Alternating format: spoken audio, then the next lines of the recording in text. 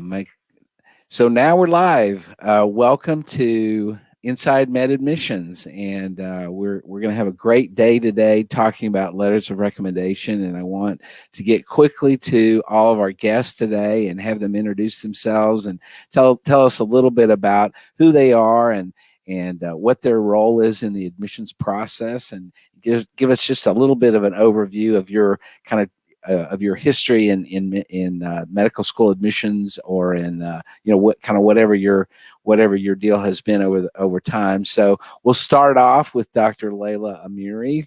And Leila, why don't you tell us a little bit about yourself?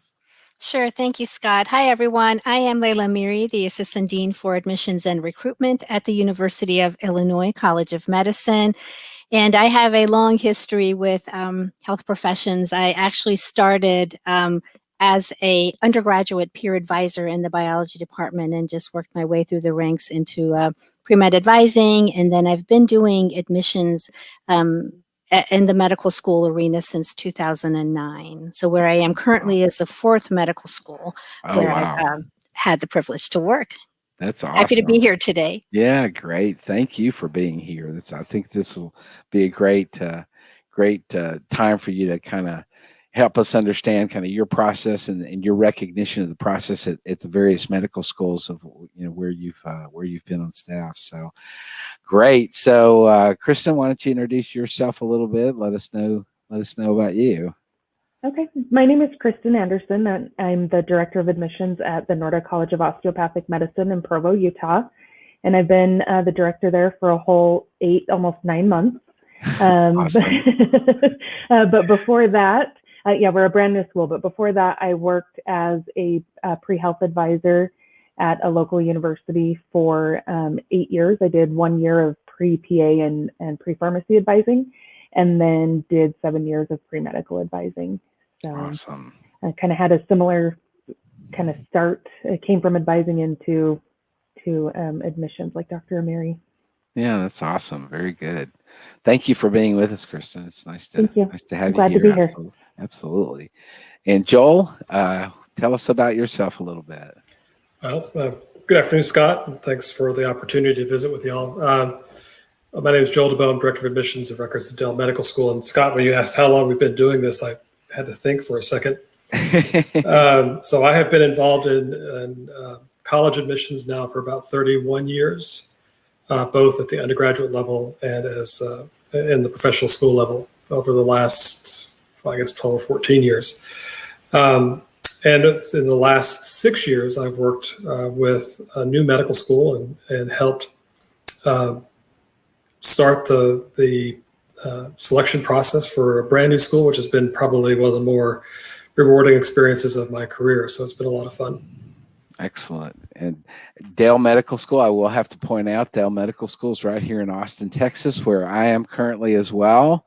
And I noticed, Joel, that you've got your burnt orange shirt on in recognition of your allegiance to the Longhorns, I suppose. And so, well, it's allegiance to my paycheck, Scott. So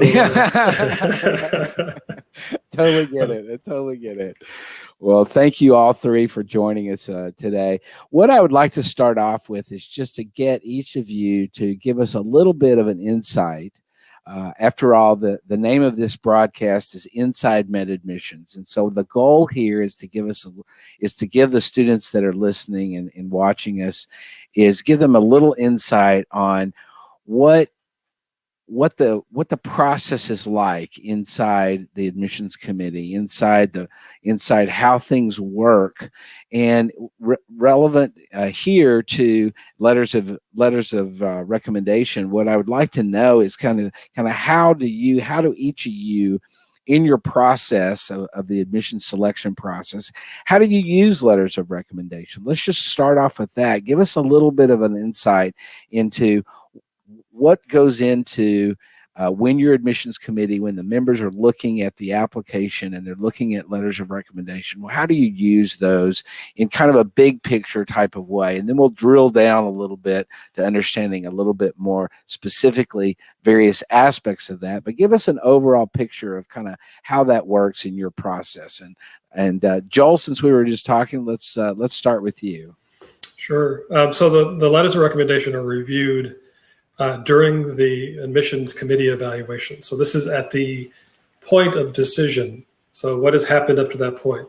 The applicant has been pre-screened for selection for interview and has been reviewed based on the non-cognitive variables to make that choice. The student has then come into the institution, now virtually interviewed, and those evaluations have been compiled. And then the entire packet, the application, letters of recommendation, interview, experience, evaluations are all sent to the committee for review. And so the letters of recommendation are viewed in that context. So it allows us to put together other people's perspective of that applicant and behavior that we observe either at the interview day or through their past behavior in their application. So it gives and lends context to the entire application. Awesome. Great. Great. Leila, why don't you tell us a little bit about how it works on your end of things? And Sure, I'm happy to. So for us, the letters are reviewed as part of the screening process. And what we're looking for is information above and beyond what the candidate has already provided to us by virtue of the personal statement and the experiences and activities that they've provided to us. Really those intangible parts of their personality that are not accessible by just what they've shared with us. So we will assess that at the screening stage. We will have comments on the strength of the letter of recommendation and how much additional information it provides. If I can just take a moment here, Scott. So, some letters are more in depth and they give you more insight into the candidate, whereas some letters are a little bit more about the letter writer. And then there's a few comments at the end that says, well, my class is really hard and, only 2% pass and this person got an A and therefore, so that letter would be less informative, would not hurt the candidate, but less informative. The other one would give us a little bit more detail. Then the entire packet goes forward to our committee on admissions for consideration of interview. And at that point, the letters are revisited by the committee on admissions individuals. And when the student comes in for interview, the interviewers do not have access to the letters. Then they come back into the game again at the time when we're deliberating over admissions, just like Joel mentioned. yeah, good, excellent. And Kristen? So our process is not unlike both of theirs. So we do require the letters of recommendation to be submitted as part of the supplemental or secondary application. That's when they're actually due to us and will be evaluated for meeting the requirements. And then from there, students are invited to complete a virtual, this year was a virtual interview. We're hoping to bring back in-person interviews in the next cycle, we'll see. And then the interviewers actually don't have access to the letters of recommendation. They only have access to a video secondary that the applicants submit as part of their supplemental materials, and then their personal statement, and then they complete the interview with the interviewer. And then all of the interview feedback along with the letters of recommendation and other application materials without GPA and MCAT scores are forwarded on to the admissions committee, who then evaluate, make decisions and recommendations from there. Excellent. So very similar in a lot of ways, with the exception of, I think, Joel, in terms of you guys kind of looking at letters maybe a little bit later in the process than Kristen and Leila. So that's excellent. So I guess one of the things that students often are very interested in and concerned about is getting a good letter, getting a strong letter of recommendation from their faculty or whatever. And so one of the questions that I really wanted to get addressed today is, what makes a letter great? What differentiates? And Leila, you sort of alluded to this a little bit in your comments earlier. So let's start off with you here and just say, what is it that makes a letter really great? What is it when you read a letter and you think, wow, this is a standout kind of letter here? What is it that looks like? What makes that happen? So, we like to see a letter that shows understanding of the candidate. right? And time spent with the candidate and personal interactions with the candidate. So for example, for our program, we require 3 faculty letters. So for a faculty letter, we would like to hear that they've had discussions and conversations with the student, that the student is able to think critically and has been able to analyze the information, maybe pull in information from other sources to things that they've been discussing. But really it is the personal relationship that the faculty member has had with the student, and they can give us more insight into the individual. If it is a personal recommendation, because we'll accept personal recommendations as well. So if it's their volunteering coordinator, for example, or the PI to their research lab, again, it's, the times that the individual has gone above and beyond, or the PI will share with us individual experiences that they've had with this candidate that have set them apart from others that they've known. So really, this is an introduction to how they would be as a person outside of the carefully curated items that they've submitted to us as part of their application. So that's what we're looking for. Yeah. Those little nuggets. Yeah, absolutely. Yeah. Yeah. Joel, what are your thoughts here? What makes a letter great? Well, if I would follow with what Leila's saying is insight. She commented about the letter we see sometimes too often, which is the letter about the letter writer, and then a little bit about the student at the end. And that it tells us a little bit about the decision-making process of the applicant. Who you pick to write your letters gives us some insight about you as well. And so you want to pick individuals who are going to be able to speak to certain attributes that you want to highlight. If you want to talk about your ability to solve problems, then having somebody write a letter about how you came against a difficulty, an obstacle, how you overcame that, and what steps you went through to get through that.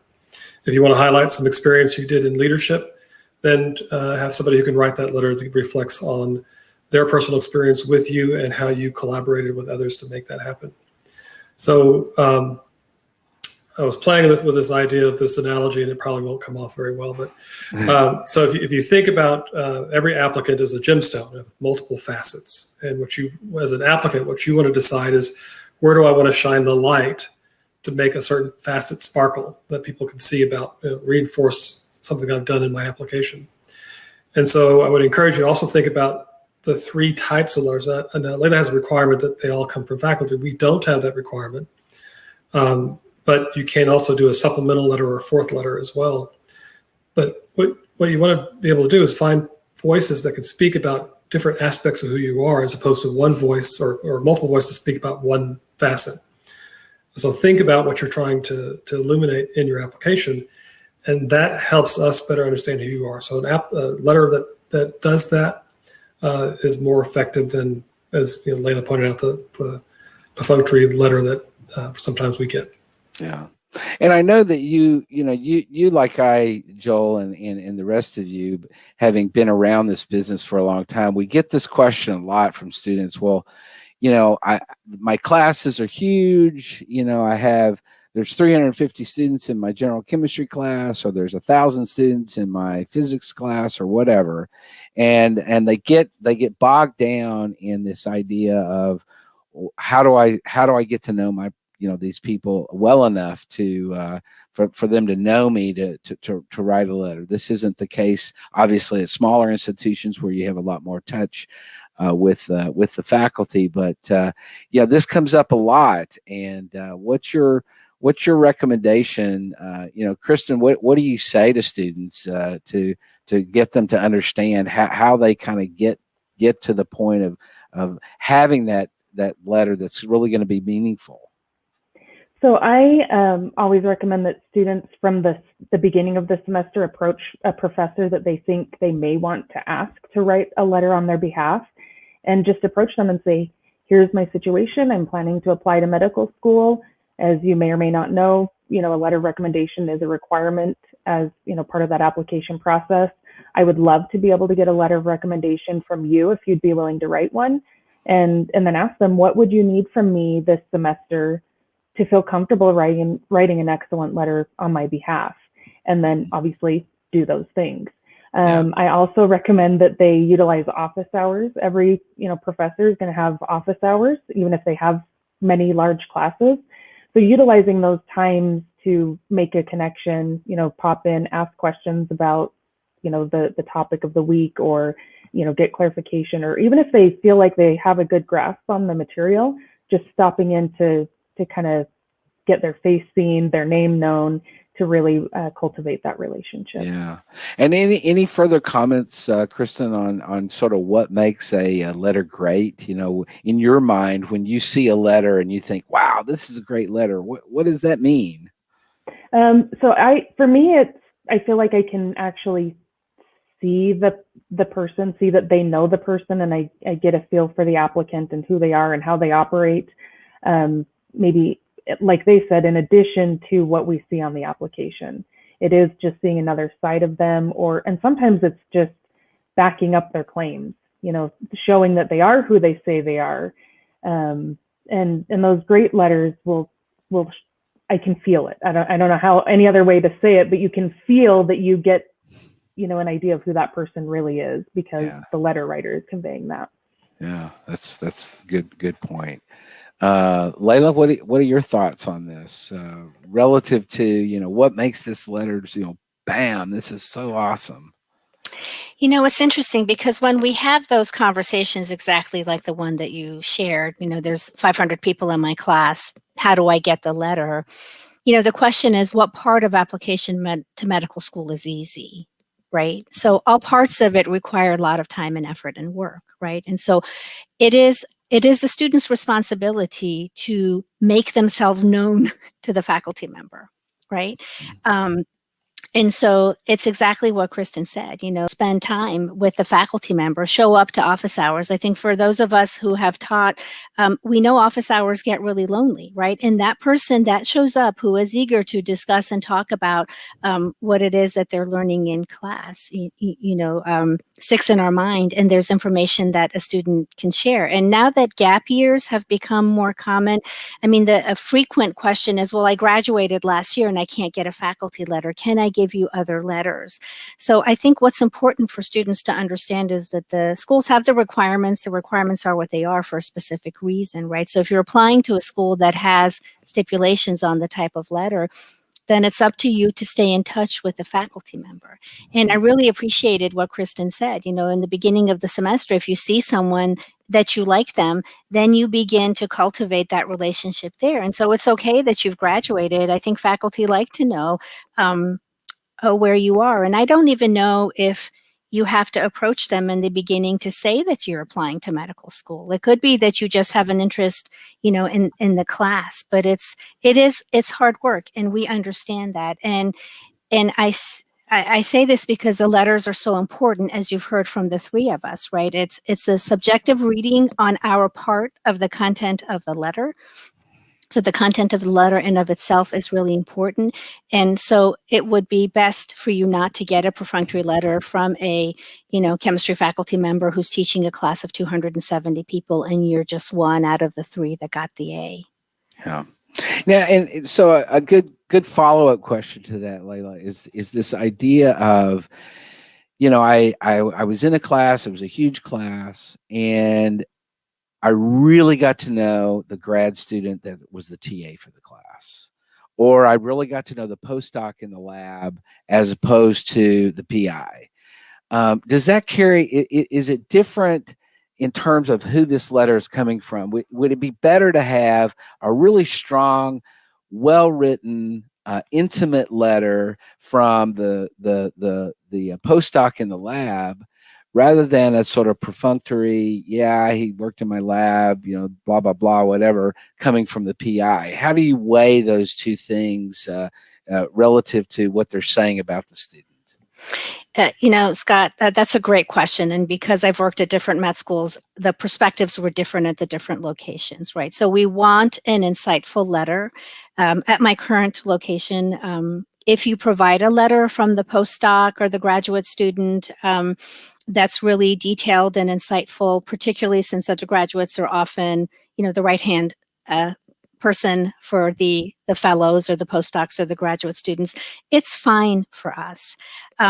if the school to which you're applying, requires that the letter be from the PI, it's always okay for you to ask the postdoc to ask the PI or the faculty member to endorse the letter. Mm-hmm. So we have many letters that have 2 signatures on them. Yep. So the letter is written from the postdoc or fellow, and the faculty members or the PI's signature is on there as well. But what's important is that the letters are from individuals that know you well, who can write a good letter for you. You don't want to waste one of those spots of a letter that you have to submit. Don't think of this as just a box to check, right? There's a reason that we ask for the letters. It's more writing for us. More reading for us, not writing. More reading for us. So, right. So it's fine for our program. Yeah, good, excellent. That's great. Any comments from Kristen, you or Joel, relative to that? I mean, from your perspective, when you get a letter from a grad student that was the lab instructor for chemistry or whatever, how does that impact your process as opposed to the professor of record for the course? Yeah, go ahead, Joel. Kristen, okay. Yeah, go ahead, Joel. Well, I was just reinforce what Leila said. I think is really important. Is the content is what we're looking to evaluate, and I have seen composite letters where you have the faculty instructor's information at the top, their comments about the student, and then a much more detailed explanation of activities the student was engaged in by the teaching assistant or the graduate student. But I think if you had to pick one or the other, for us, the one that gave us more light into who you are is more valuable to us, not the one with the credentials at the end of the name. And remember you mentioned that some students complain about not having the access to faculty in large classes. And there are large prereq courses, but there are also, as you get into more rigorous and more specific subject matter, those classes become smaller. And so you should be able to make those connections. And also remember what the intent of the letter is. The letter is to give us some insight in your ability. And if you have had no contact at all with any faculty that can speak to that, other than you went to class every day,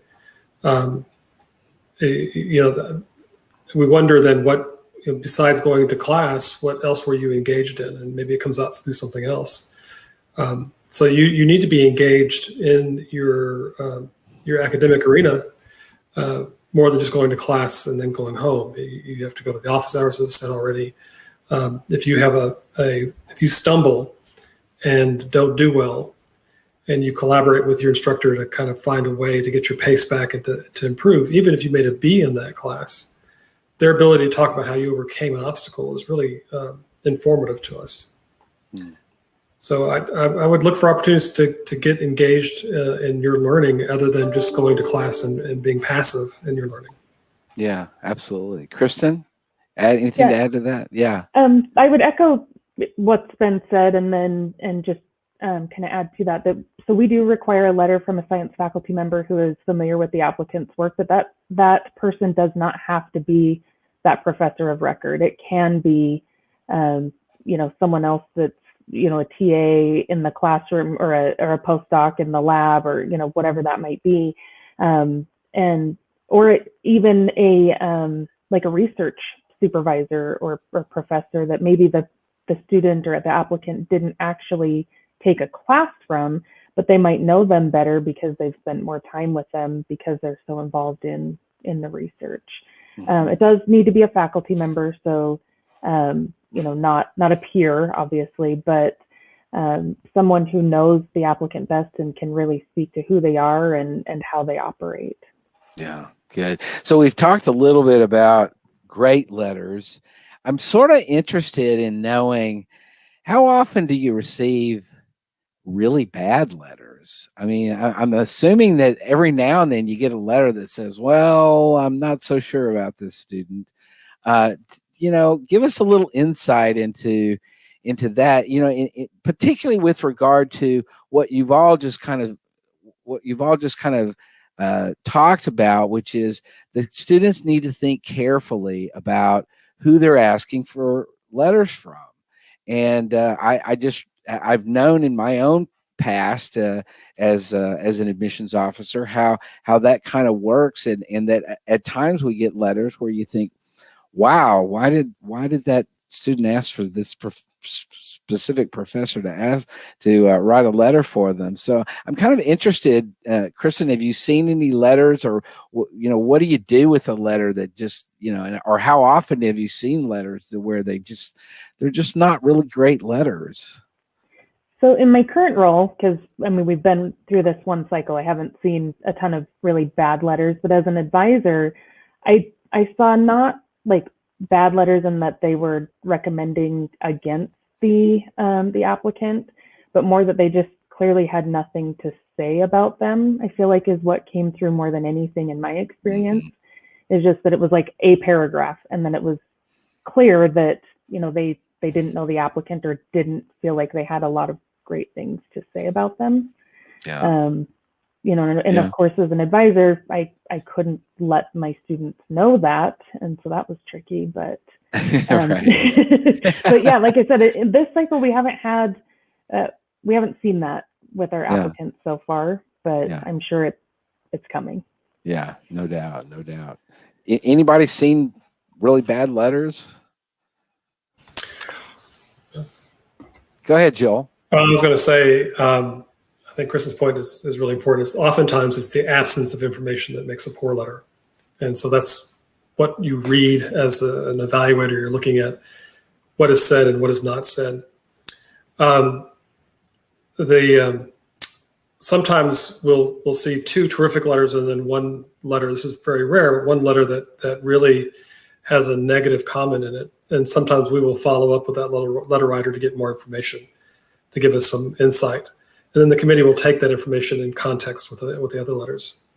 But very rarely do you get a letter that says, oh, don't I wouldn't recommend this student to care for my pets, much less my family. So right. In my house, actually, pets are first and then I'm second. So I totally understand that. Leila, any comments about bad letters? So I wanted to add to this a little bit. So I have seen some bad letters, but I agree with Joel and Kristen. We don't see too many of them, right? Generally, students are wise enough to request letters from faculty members and individuals that they know will give them a letter of support. I think the piece of advice that I would have here if there's an individual where there was a fallout, and the candidate feels that fallout was resolved, they really need to be certain that it was, right? So I have read letters where it was a two-sided recommendation, right? So the recommendation was, I have no doubt that this individual can handle the course, the load of medical school. I don't know how they will function in your environment, right? So to me, that's a bad letter because it speaks to all those intangibles, right? It speaks to how they are as a peer, how they are as a team member, and all of those things. I mean, we can see that they can handle the coursework because of the grades and MCAT that they are providing to us. So I have seen letters, and those letters cause a lot of concern for the committee, particularly if it's an individual that we're interested in. And I will share with you that the times that we have taken the risk and invited the individual to our campus, they have not done well in the environment. So so there's insight there. Now, what is the takeaway from this? Don't ask for a letter from a place where, you haven't functioned well in the context of a laboratory or something. I don't know what the takeaway is, but, and again, it goes with that inherent subjectivity that's, in all of our programs, right? So we read the letter and we're waiting for the person to do something maybe, and maybe something happens that would have been ignored or not seen if we didn't have that letter. But to answer the general question, have you seen bad letters? I have letters that'll say, admitting this person to your program is like allowing them to drive a bus off the side of a cliff, right? Oh, so wow. Why would you want that person in your medical school, even though they have a 4.0 and a 528 and multiple publications at the undergraduate level? So we do see things like this, and so I feel that goes more to the letter writer, because they should not write a recommendation letter, right? This is a letter of recommendation. It's not a letter of reference.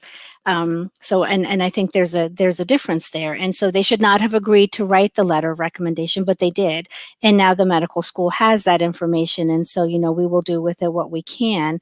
But it is always borne out for us that the recommender's insight was accurate. And they took the time to do that, right? They didn't give us examples, but there was enough there for us to know that there was a concern. Yeah. How often do you have to kind of read between the lines in a letter? This comes to the issue of nuances in terms of a letter. Are there times when you read a letter and you think, wow, they're not saying something, outright, but I get the feeling from just the reading between the lines that there's something else going on here with this between this student and this letter writer. Do you see that, or do you try to reduce that sort of evaluation, or do you have to kind of pay attention to your gut when it comes to those types of things? Kristen, any thoughts about that? I think that we probably see that quite a bit. We're just the letters have kind of the message of like, they're fine, but they're not great. And seeing if they're not providing examples of kind of what they're saying, or their language is more neutral and they don't seem real excited about them, then I feel like those are some lines that we try to read between and see like, okay, what's really going on here? And and we're left to question, is there something more going on here, or do they just really not know the applicant and they're trying to do them a service? But as was mentioned before, maybe that letter writer shouldn't be writing a letter on behalf of the applicant if they don't feel strongly in support of them. Yeah. Joel, do you have to read between the lines? Well, we caution our committee for speculating. You can't, if you don't have the evidence or the information, you really can't speculate that that's what it could be. The question is, does it support other past behavior in the application? And if the answer is no, the letter says they're fine, but there's nothing, like Kristen said, any examples to support activity that they've been engaged in their application, then really the letter its impact is diminished because of the lack of information, not because we have speculated that there's something else going on. If there is any question that the committee has in which there's something that it's not between the lines, but it's unclear. It's been written, but it's unclear on what the meaning was. We will reach back to that letter writer and ask them to clarify, and then that is then presented to the committee again. Do you find that letter writers, when you do have to reach out to them like that, do you find that they're willing to kind of be more sort of upfront with you in a phone call, for example? Yes. I generally do ask them, though, to supply the information in writing so that we can present that to the committee. Gotcha. But it often starts with a conversation, and many times, and to be honest, many times it's the letter writer. I said, that was in a mission. I should have mentioned that she was part of a lab that I collaborated with. She wasn't in my lab. And so we couldn't make that connection with what the letter writer was writing about. Or, no, that was not my intent. But occasionally, and this is pretty rare, there was an issue that occurred with the standards committee with this individual, and although they were not found to have violated standards, we were concerned by their behavior. So we would ask them to elaborate, to illuminate that a little bit more. Yeah. Leila, you were shaking your head when Joel was saying you kind of caution your committee not to read between the lines too much. You want to comment on that as well?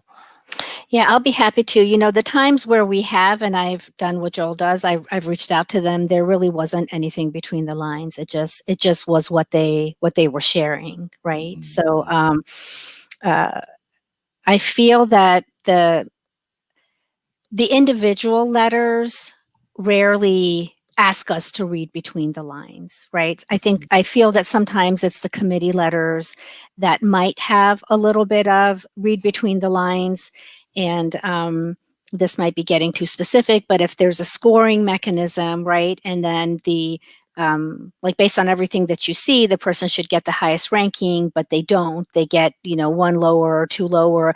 Then there's something, right? And so when I've called, there wasn't anything that they wanted me to read between the lines, except to understand that, you know, for all intents and purposes, they're a fine applicant, but they are not as strong as the other students that they would have. So we caution our committee about reading between the lines as well. And probably Kristen and Joel have experienced this. I mean, you can get hung up on wordsmithing. And when I have gone back to faculty and asked them about this, they just laugh, because it was not their intent for us to read anything other than what they had shared. So we try not to read between the lines and appreciate it when the language is, you know, just clear for us to be able to follow it.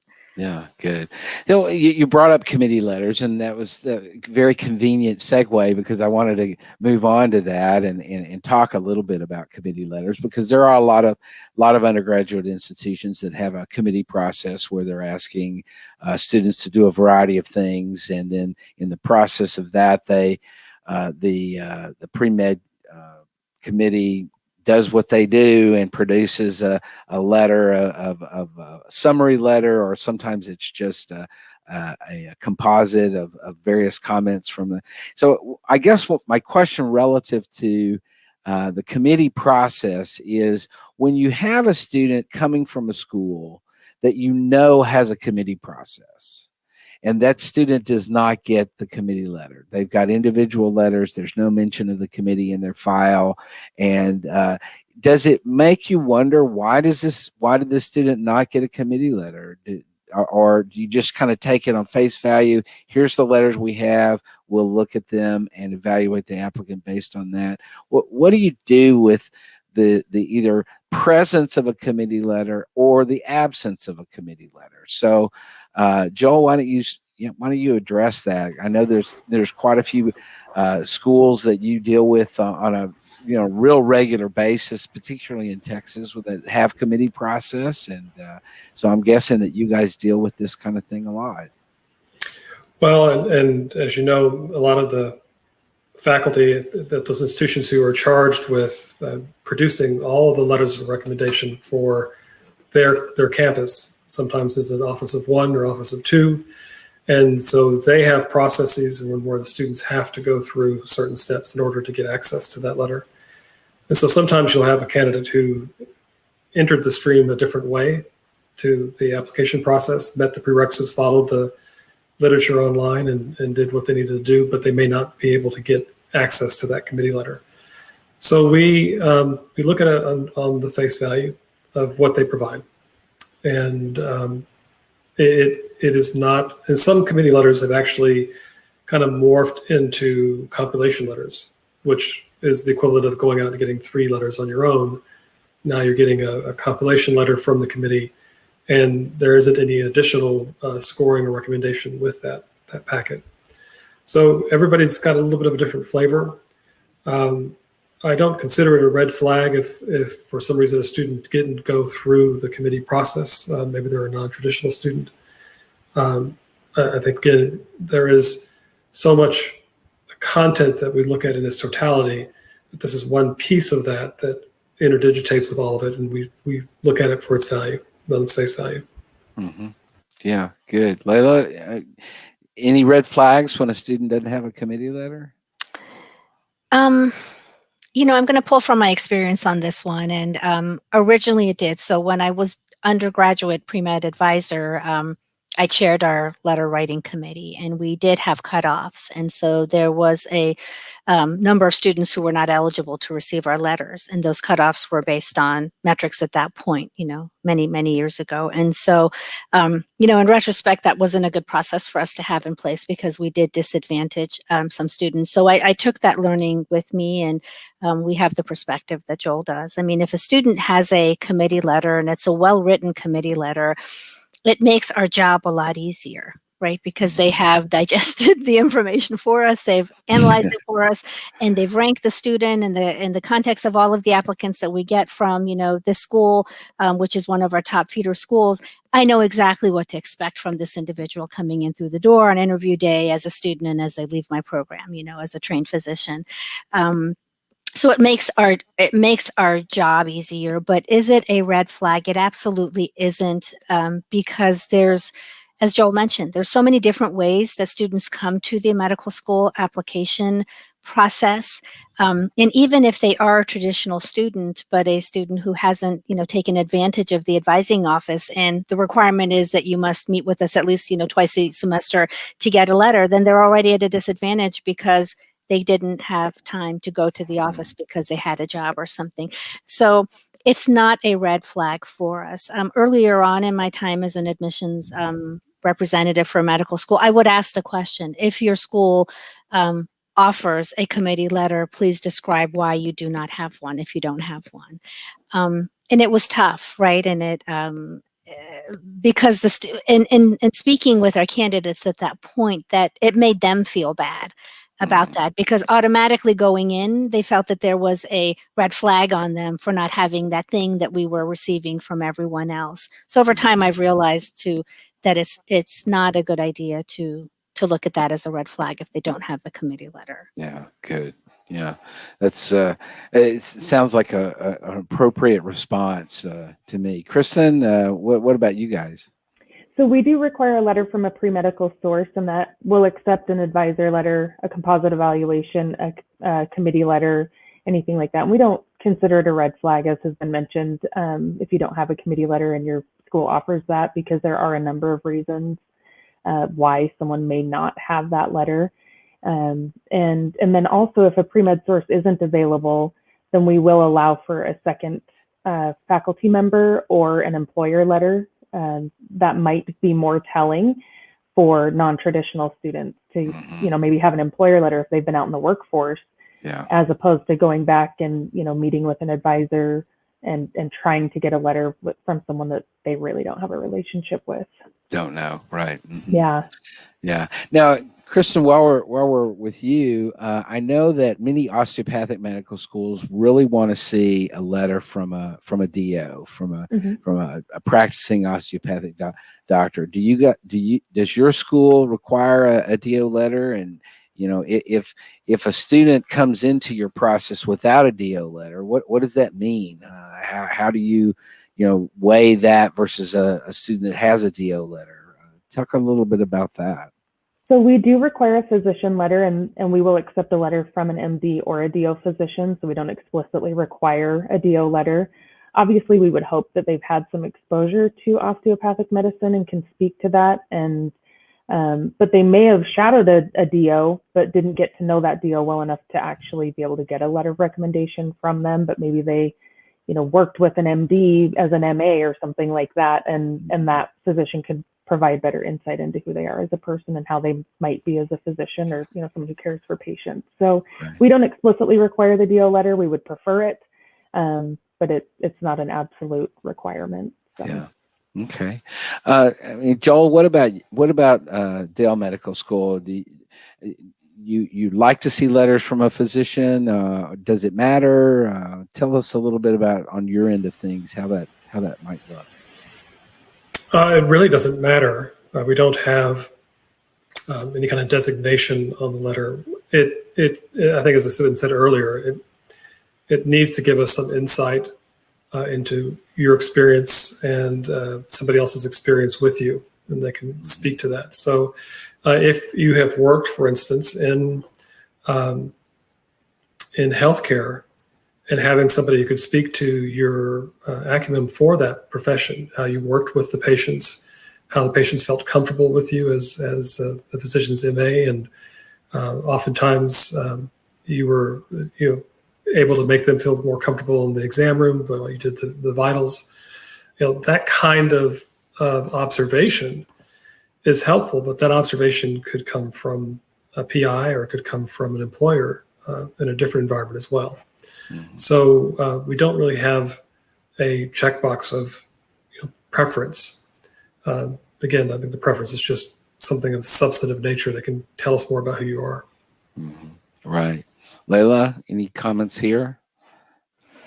No, I think I would just echo what you heard everyone else say. I mean, it's the letters need to be insightful, and they need to give us the additional information that we're looking for about the candidate. I think there's good guidelines on how to write letters, from the AAMC. I encourage students to make that available to their letter writers and really get the letters from the individuals that know them best. Yeah. Not much to add here. Yeah. Right. Yeah. No, that's good. Yeah. And it seems to me like that it's beneficial when you get the letter and to sort of encapsulate what all of you have said numerous times during this broadcast is that what you want to see is a letter from someone who knows the student well, who knows the student well enough to really address who they are and how strong of a candidate they are, and or how well they think they're going to do within that environment. Whether the letter is from a nurse that they've worked beside, whether it's from an EMT supervisor or a graduate student in the lab, the beneficial letter is the letter that says, I really know this person very well and can address in a strong way their capabilities, and those capabilities are X, Y, and Z. And I've witnessed this in a variety of different settings, or et cetera, et cetera. And that seems to me to be kind of what you're all saying, that students need to really find those individuals within the context of knowing that you really would like to see faculty members who can address those types of things. And we've talked a little bit about that already, but the strong letter is the letter that I know this person well. I'm going to tell you a little bit about them, and that this is going to give you insight that's going to help you in your decision-making process. Did I get that right pretty much? Joel, if I could add, I mean, it's really the person is putting their name behind the credibility of this individual as an applicant, to the program and a member of our community, right? So when we get a letter from a nurse who has 37 years of experience and talks to us about the bedside manner, I'm not going to worry at all about how that candidate is going to fit into our community. So that's really what we're looking for, right? Helping us understand how they know them, and then why is it that this individual is a credible source to recommend someone for us to consider for a program, above and beyond everything else that they've already submitted. Yeah. I would add one caveat, Scott, about the letter and having it written by somebody who really knows you well. Yes, with the exception of anybody who's a direct relation to you. Right. Or somebody who may be your next door neighbor who happens to be a physician and who will write letters. Says, I've known Johnny since he was 6 years old, and I think he's an outstanding young man. That has, by their inherent nature, letters should be biased. They have to be. That's why you've chosen people to write for you. But having that kind of nepotistic bias is problematic, and it lessens the effect of the letter. So really think about people you've gone out and sought to find out more about who you are and who can write about your experience. Yeah, awesome. Yeah. Can I just piggyback off of what Joel said? So the next door neighbor, we did have an amazing letter for a student who the next door neighbor did write the letter. He wasn't a physician, but this applicant had mowed their yard for free for the past 17, 18 years. And that went a long way, right? Because it spoke about the individual's other-centeredness and all of that. So I agree with everything that Joel said. On top of, if there is that kind of relationship with a neighbor, that's okay too, because you're a good community member. Yeah. And that's what we want, right? We want someone who's going to make our community better. And so if you were giving and other-centered where you lived, we hope that you will bring that to our community as well. Yeah. Yeah. Okay. So note to all the students that are listening, go mow the lawn of your neighbor today. Go start that process. No, I'm kidding. Scott, can I give you my address just so yeah, in the area? Right, exactly. Kristen, any final thoughts that, we've got basically 152 students and that are listening and watching live, probably more than that. We have a lot of students that'll be listening to this later on our YouTube TV channel and potentially podcast listeners as well. So we want to give them any morsels of wisdom that you have as we close this off that you would think would be helpful for these students to hear from you. Ooh, no pressure with a You're build-up right. like morsels. So I would say, just kind of putting on my old advisor hat, start looking at the schools that you think that you want to apply to and get familiar with their letters of recommendation requirements and start thinking about who you might be able to get to fill those requirements and build those relationships now, and start to build them, but continue to cultivate and nurture those relationships. And I think that's my morsel. Yeah, there you go. I guess Joel, you alluded to an analogy of a gemstone earlier. Any other gemstone you have for us today? I think that who you pick as your letter writer gives us some insight into who you are, but also some of your own self-awareness. And that's part of how you made your decision of who you wanted to write about you. So if you think about your accomplishments, what you want to highlight, as I said earlier, and then you go out and find those individuals who can speak to that, that really helps pull together your application. It's not just one piece of information. It's really the tapestry of your whole application that we're looking at and how all that's interwoven. When threads don't really connect is when it's more difficult to really kind of draw that conclusion. Yeah. So think about what you want to highlight in your application and think about the individuals who can speak to those experiences and speak to them well based on your working relationship with them. Yeah, excellent. And Leila, any last words of wisdom from you today? So I will like to have some comments about the mechanical parts of this process. So we've talked about all the substantive parts, right? So see what the requirements are for the letters. I mean, if it needs to be on letterhead, if it needs to have a signature, make sure that you have those so the letters are not denied by the school. If the school has a platform where you can see what's missing, check that out. If not, email the school to see what the requirements are.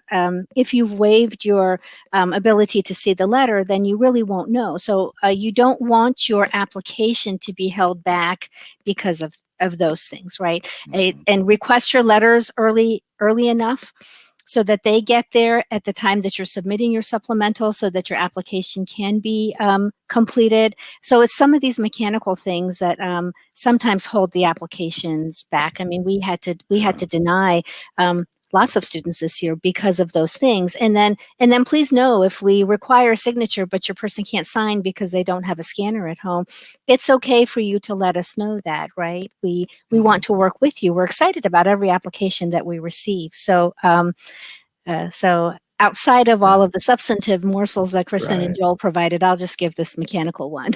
There you go. No, that's awesome. Well, I want to again thank all of you for being here today. This has been super informative. I think the students will find that the things that you've said are very helpful in terms of understanding both how the process works, but also things that they can do on their end of things to really make it advantage them and to be a good candidate. They desperately want to be good candidates for your schools, and we're excited to help them here at MAP to in order to do that. And that's one of the reasons we do this particular broadcast, is to just give students as much information. And I appreciate your transparency and your willingness to kind of give us this window into your processes. And so thank you very much, Leila, Kristen, and Joel. Thank you for spending some time with us today, and have a great rest of your day. And we'll probably tap you again sometime soon for another one of these, if that would be okay. But we really appreciate you being here, and thank you to all the students that have watched and listened. And we will check back with you in about a month from now we'll give you the dates and stuff later, and the topic. Every month we have a Inside Med Admissions broadcast, and we have a new topic. And I think we've pretty much decided that the next topic we're going to tackle in the month of May is going to be secondary applications. Secondary applications. What are they all about? How do you use them? Various questions with regard to this whole process that we ask students to do beyond that of the primary application. So again, thank you to our guest, and have a great rest of your day, everyone, and we'll catch you later.